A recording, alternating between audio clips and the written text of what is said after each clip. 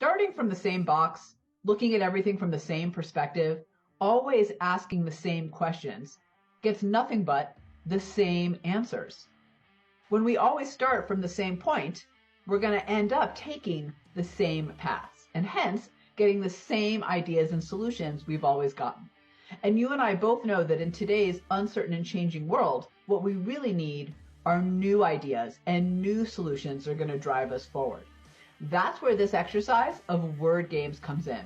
We change our starting point, our questions, and in doing so, it naturally takes us down different paths. Word games is a little bit like that old game Mad Libs. Do you remember that as a kid, where you'd have a sentence with a couple blank words in it and you'd fill it out, and if you filled it out a little differently every time, it would change the whole meaning of the sentence?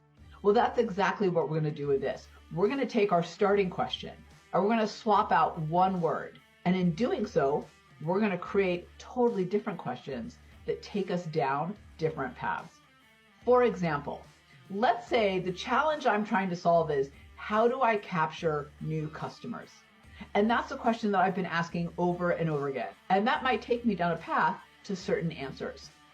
But what if I change that word capture to something else? What if I change capture to attract? How do I attract new customers?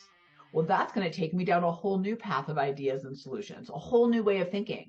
Well, maybe instead of capture and attract, maybe it's discover. How do I discover new customers? Like, they already exist. I just have to discover them like a gem in a rock.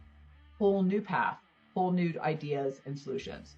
What if instead of capture, attract, and discover, what if I say, how do I create new customers? Well, that takes me down a path of thinking of, how do I train people to be customers, or how do I get them to see the need of what I'm doing? A whole new path of thinking.